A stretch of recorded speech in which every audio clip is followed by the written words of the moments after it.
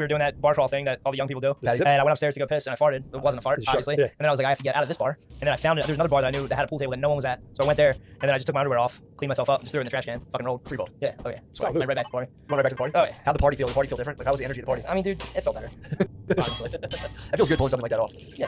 I got through it. I trucked through it. Yeah, just dump in. You still You free just ball? drink too much. I free ball all the time. Drink too much. I makes never sense. wear underwear. I hate wearing underwear. My balls are too big. You've been an OG free I ball. don't know how you guys free ball being. I You don't don't like you are. It's so It's real, desensitized, bro. bro. It's so You know, I mean, desensitized. it's such a crime what happened. We didn't have a choice, bro. It really is sad. We didn't have a choice. Sad. I had my chance of redemption. I took it.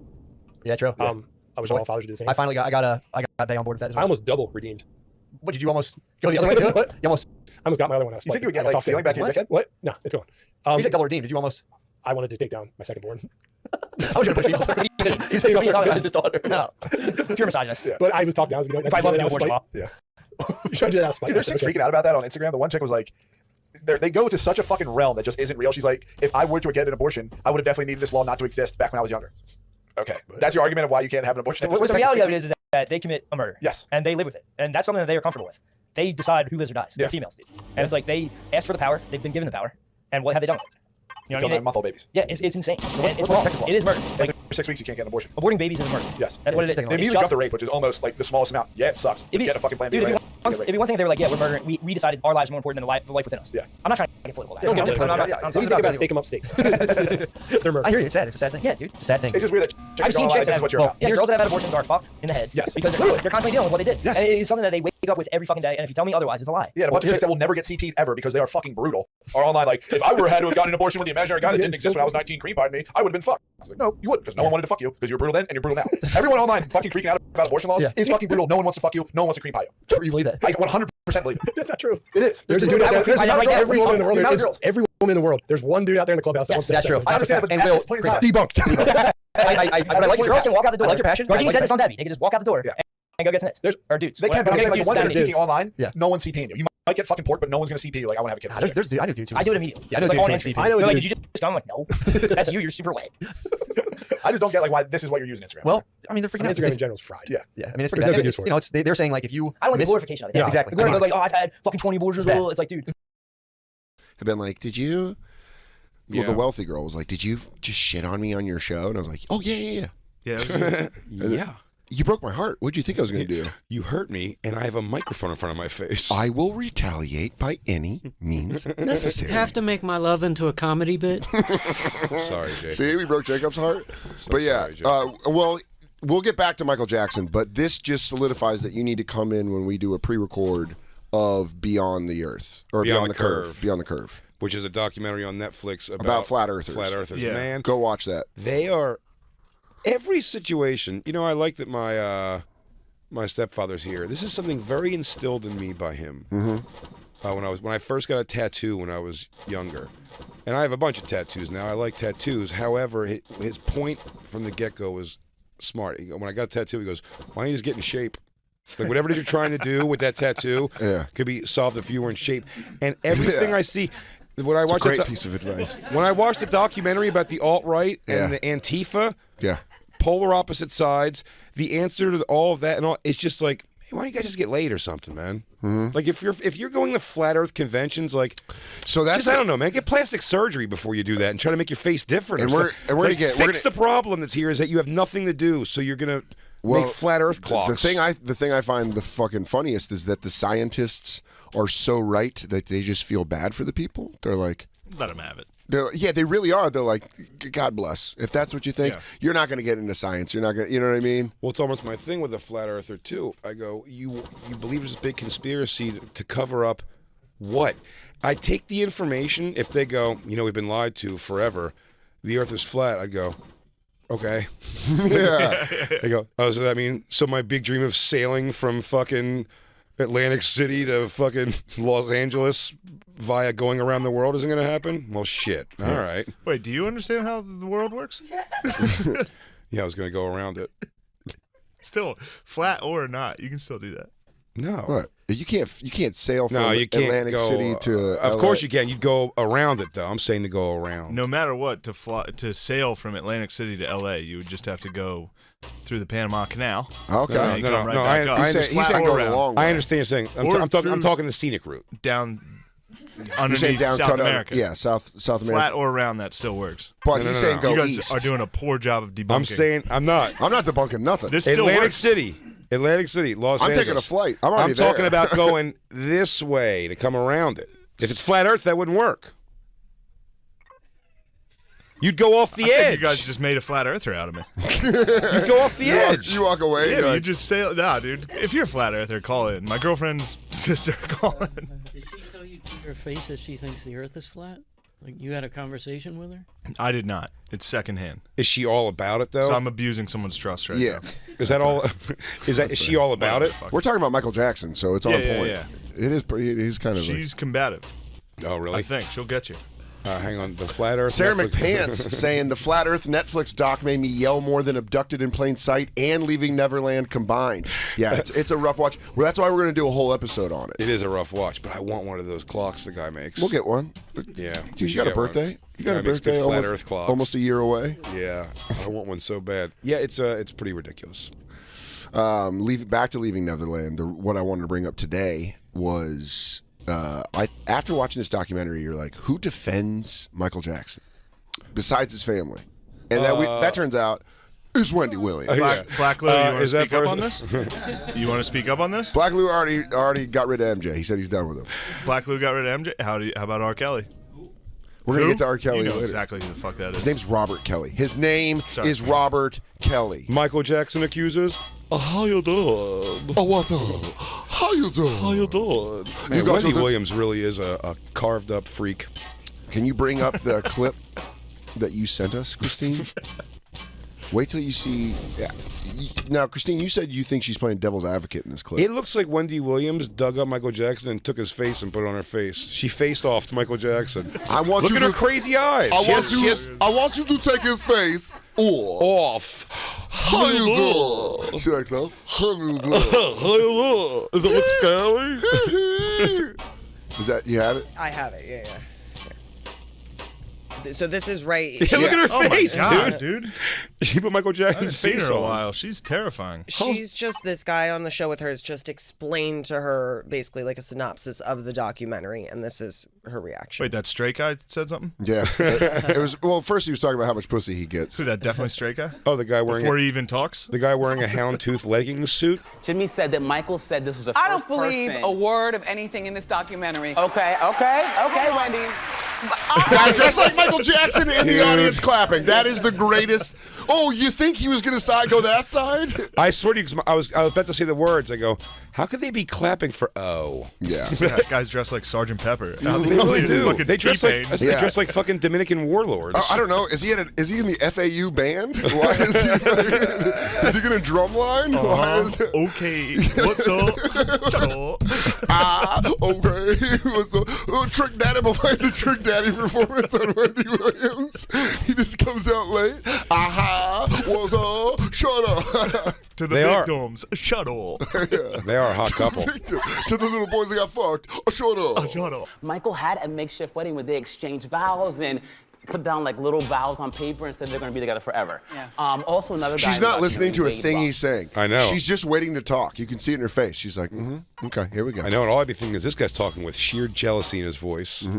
He Bought goes- him all the clothes, told him to shop for whatever he wants. He took out the box of jewelry, and at that point, I knew it was real. No one buys a rock like that for someone they're not banging. He goes, your balls deep, you're buying a ring. Shit or get off the pot, Mike, you know what I'm saying? Do enough ding ding, get the wedding ring. Make this kid an honest woman already. Oh, yeah. When she went to her plastic surgeon and said, can you give me a permanent skeptical face? Yeah. Or she went, can you make me look a little like a lion?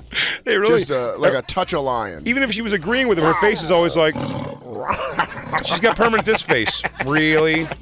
Really? Really? It looks like really. It looks like she just prowls on the edge of the stage and then stops.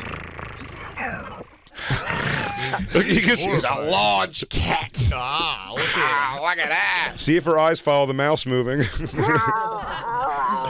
is the queen of the jungle. Pure apex predator. How you doing? How you doing? Someone leave that small gazelle behind. If I was king of the talk show.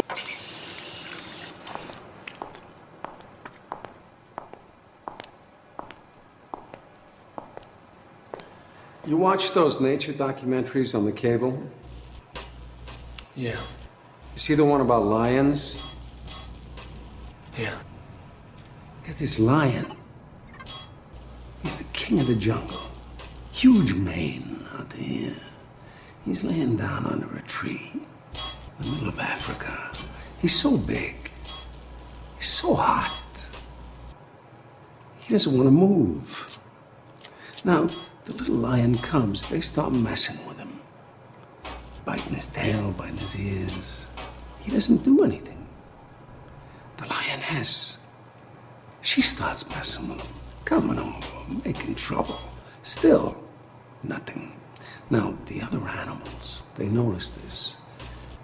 And they start to move in. The jackals. Hyenas. They're barking at him, laughing at him. They nip his toes and eat the food that's in his domain. They do this, and they get closer and closer and bolder, till one day, that lion gets up and tears the shit out of everybody, runs like the wind, eats everything in his path. Because every once in a while, the lion has to show the jackals who he is.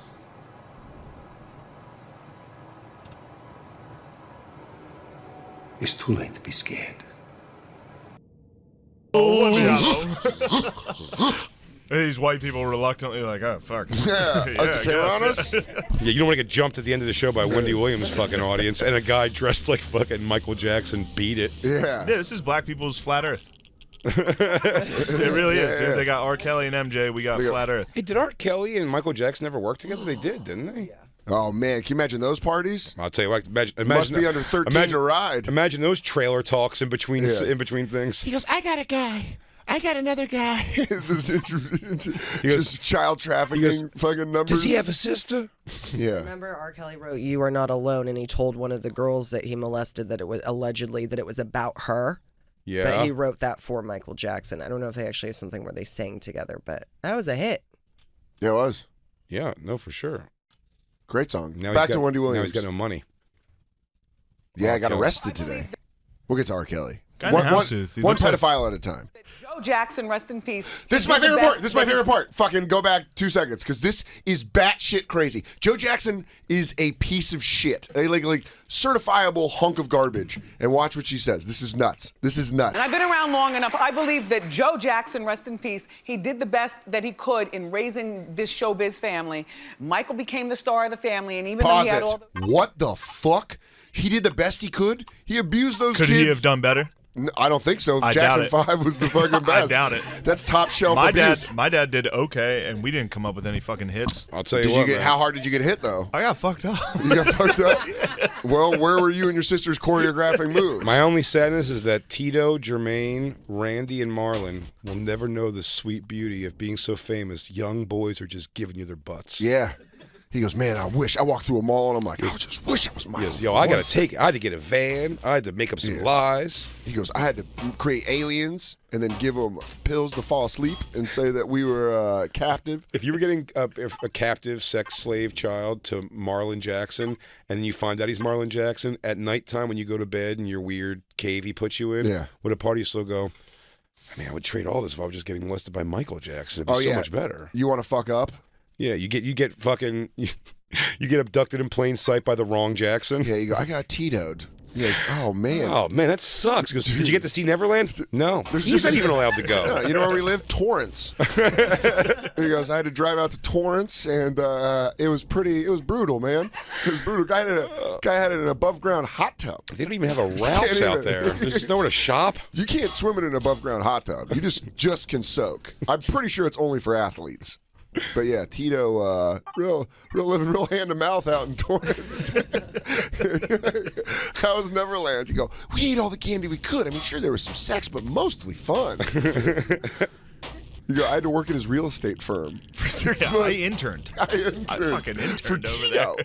Joe Jackson. When Joe Jackson died, it looks he was always going through a really windy tunnel. He had like that fucking windburn face, like permanent head out of fucking car. My boy wouldn't do something like that. I beat all the gay out of him. He also has inner city Latina eyebrows. They're like drawn on. Where he's like, "What's he talking about, stupid?" Like he's a chola. Yeah, he's like, "Yeah, well, that's because Michael ain't as talented as Big Sleepy or Little Joker." The Australian mom is the worst. Is the least likable. The Australian brother is the most likable. He's Who's great. Shane? Yeah. Was that his name? Yeah. Yeah, he was great. The cop. But what we were doing outside, I want to say what we were saying outside was that Wade Robson is the guy, allegedly, and I think Stephanie Falcone says I it's think pretty fact. confirmed is he's the guy who banged Britney Spears, which broke up Britney Spears and Justin Timberlake, and then Justin Timberlake made the Cry Me a River song. Yeah. And all we were doing outside was making, if he subtly made the Cry Me a River lyrics just about making fun of Wade Robson getting boofed by Michael Jackson. If all of it was like, if Justin Timberlake was like new, and he's like, oh, you want to fuck my girl, huh? I just heard that you got butt fucked by the prince of the king of pop, and then you came on his stomach. Oh, hey. And it was making us laugh so hard. And then Wade hears the song. He's like, dude, what the fuck, man? That's a little harsh. First he kissed your lips, you twist his nips. He fucked your butt and tongued your hole. He got left behind for Macaulay Culkin. And you were home alone. Mm-hmm. Then he held your hand, sent your parents away, ate cotton candy off your dick. Hey! Yeah, I have no problem leaving him alone at all. 5 days is nothing. Man, I love it. I just put Wade outside when he was a baby boy. He's like, your son's going to hang here with me, and I'm going to have a limousine take you far, far away. See if you can get back. Are you familiar with escape rooms? They'll be big in 30 years. I'm going to put you in a hard, real one. Damn. Oops, did I pull this book? Your parents fell behind a trapdoor. It's okay, they're being tickled by clowns for 2 hours. Oh, no, was that just a pit of sticks under that carpet? Parents shouldn't have walked there. Oops, I guess there was no floor under that carpet at all. He's just sitting at his desk. He goes, you chose poorly. You said your parents walk over a carpet that just sends them on a slide down 15 levels. Oh, no, now you're with the other 35 families. What's up? You got a cute kid? Yeah, me too. Did he dress like him? Dance like him? Oh, man, he loves that. Right in. He loves that. Yeah. I can't help but thinking we fed him right to him. Anyway, they dropped down pretty good food at the end of the night. The feed here is not bad. The meat bags that they throw down there are pretty well seasoned. Even being a sex predator's dungeon, it could be worse. It could be. It could be in have a worse Chicago dungeon. in a fucking. You could be in an R. Kelly sex dungeon. Do you the take shittiest Neverland? thing in the world about Michael Jackson being the person who molests and rapes you when you're a child is you absolutely have to go. Real quick question though, guys. Could it have been worse? Yeah. Yeah, it could have been worse, I guess. Dude, I can show you. Yeah, this right here is Frank. They show like a guy from local. This is Frank Barney. He's an electrician. He'll suck your dick in his van and then punch you in the head so you forget. And you go, You can't sue him because he has nothing. The guy literally is off the grid. Jail would be an upgrade for him. He can't wait to go to jail. This man's looking for shelter. 3 hots in a cot? This man, 3 Dude, hots. we were watching it. I was watching it, and it was like this family got to hang out at Neverland. Oh, It's that's like, what dude, I might take one or two for my family to have a nice vacation. If Trish sat me down and did one of those speeches where she grabbed both of Really explained it to you? my young shoulders and she went, Dan, Dad's gone. We can make up for it. Oh, you're not going to have sex with your butt. Live at a fucking amusement park? Kiss a guy. Kiss a guy you love. You know when you go outside, you know when you go out back and you see the back brick wall is broke down from a drunk driver. We wouldn't have to see that anymore. Don't have to see that. You just got to suck an adult-sized penis. You just have to make love. To a guy you really care about. Hulk Hogan. Bah, bah, bah, bah. Oh, brother, I want you to come down to Tampa. You can oil me up. I'm like, cool. Yes. Let's go. Let's finish up this Wendy Williams back in Michael Jackson. How you doing? Oh, well, you know, I'm all right. Not well. She doesn't need to hear this. That's great. And you know, She said Michael Jackson's mom's not well. She doesn't need to hear this. Now, it's interesting because in LaToya Jackson's thing that she said she was forced into or whatever, she claimed the mom was well aware, which I said it makes the whole family like complicit and just garbage. Just bad people. Gary, Indiana. Heard it ain't a great place. No. I've not heard good things. No, it's a shithole. I've driven through there a couple times. Yeah? Yeah, it's a like, real it shithole. is a shithole, right? Yeah, it's a bunch of sheds. It really is, dude. Inside Gary, those Indiana sheds? is You know all what's weird sheds. is you just saying that, I'm kind of like, I see it. It's literally a flat land of just sheds, and then inside those sheds are kids getting the I was shit gonna beat say, out of them, dancing well. Yeah, But- just future kings of pop. Yeah. If you want to see a show, go to a Gary, Indiana talent show. Get ready to get blown away. He goes, what's going on in that barn? That barn is bumping. You go You just open it up. Holy shit! You want to shit. If you have the That's first good. week off in May, you go to Gary, Indiana. They do a fucking talent show Yeah. that'll knock your dick in. How good was it? I don't know. Good enough that I would let him rape kids, and I would still be like, "That's I'll pretty tell you good what. shit." You know what admission is? One kid. That's the toll. It's not money. How talented was it? almost forgivable that he fucks kids. I'm still bobbing my head when I hear it. I'm like, God damn. Wow. God was talented. That's Talented. what, in that shed, that's where they created all that. I said for sure yes, but now I don't know or it's moving a little bit slow. But does this end his legacy? I mean, is it destroy? Or He's definitely. Does radio not play anymore? It might be a mortal wound, buddy. When I was in the airport last night in LAX in the JetBlue terminal, Terminal 5. One of the bars up there just has it's like a Nirvana picture, and one of them, I mean, prominent in the front of the place is Michael Jackson Bad. Yeah, it's the album. I know which terminal you're talking about. Terminal 5. Yeah, Terminal 5 for the Delta. Yes, at LAX. They have a Michael Jackson. Yeah, it's a bunch of. It's a big old album covers, and it's a big old Michael Jackson Bad. And I'm like, man, do you have to listen? We played Human Nature on the show yesterday, coming back, and it's a great song. I don't know, same thing, man. Cosby Show Show's still episodes good. are still funny. What a dilemma to be in. It really doesn't discount their work. Boondock It just means Saints is great. Weinstein's a monster, but Boondock Saints is a fun movie. Boondock Saints does not hold up as a white trash Irish American. That's supposed to be like my fucking go-to. Yeah, it's supposed to be your Boondock Goodwill. Saints It's supposed to be stinks. that's the dumb Yeah. man's Goodwill Hunting. Yeah, that's Our Departed. Yeah, it's hard to. There you go. Yeah, they speak every language. That's as we wrote it in there. And it doesn't hold up at all. I haven't seen it. Nah, Boondock Saints fucking sucks. Unfortunately. You're gonna have a lot of your own. You're gonna have a lot of your own kind My coming own after kind you. coming after me, Did you dude. like it when Bring you were younger? There's gonna be a lot of. Yeah. There's Well, gonna I don't think it holds up. be a lot of 4-leaf clover in the Twitter handles talking shit to you. Real nice. Oh, on the eve of St. Patty's Day too, dude. I'm coming down on Is my tomorrow people. St. Patty's Day? No, but you know what I mean. It's close. it's March 17th. It's pretty close. It's 11 days away. Because we're in March.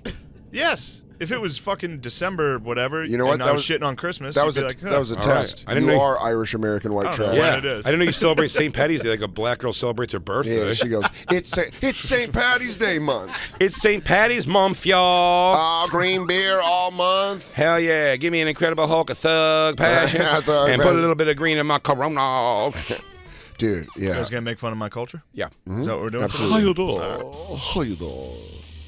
right. But I don't believe any of this. I do believe that this is money for the families, and I do believe that Michael was having a problem with drugs. These fancy doctors who will come to your house 3 o'clock in the morning, 5 o'clock in the morning. She goes, or take you're a on drink. top of the world. You have the freshest butthole splayed out like it is sushi.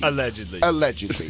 And you are able to please yourself. I'm sorry, I do not see, this is not his fault at all. This is the doctor's fault. Hairless, void of wrinkles. I mean, just a flush surface with a hole in the middle. Bounce a quarter off the actual butthole. That's how juicy it is. Just a 7-year-old fleshlight right there. Oh, my God. Looks like a pencil sharpener in a wall. Grown from the earth.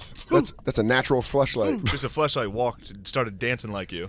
Started wanting to hang out with you. I'd be like, all right, bring it in here. Oh, dude, if you guys wanna came be over. me? Dude, if some little kid came up and was like, hey, oh yeah, it's the macho man. I'd be like, whoa, man. I should just do it. I should have just done it, but the next time, Dan.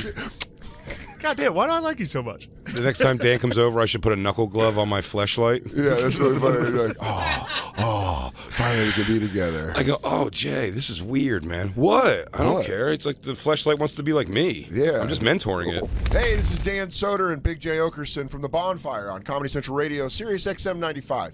Come back next Thursday for a new episode of The Bonfire. I've said The Bonfire a lot. You said my name. I did, dude, because I love you.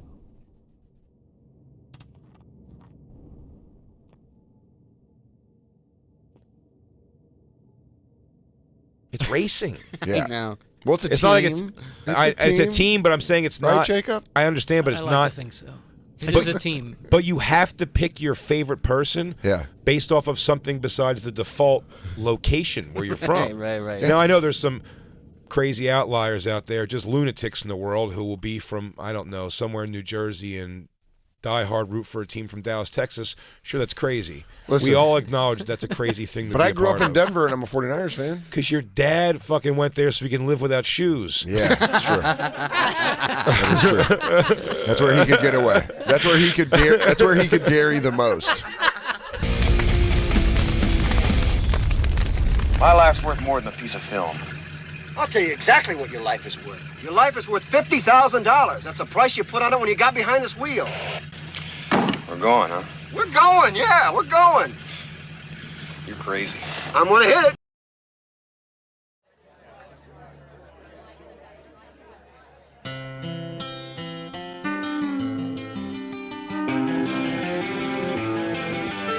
could just go home right now, or maybe we could stick around for just one more drink. Oh yeah.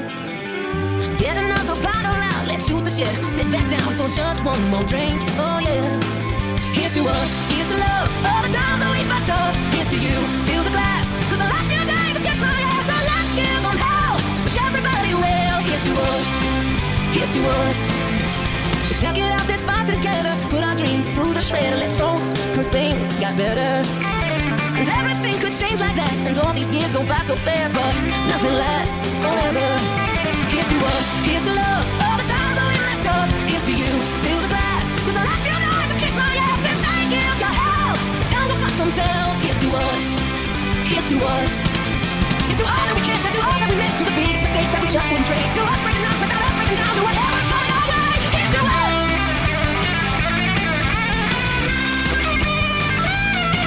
Here's to us, here's to love, all the times that we messed up. Here's to you, fill the glass, 'cause the last few nights have kicked my ass. And they give your hell, time to go fuck themselves. Here's to us, here's to us, here's to us.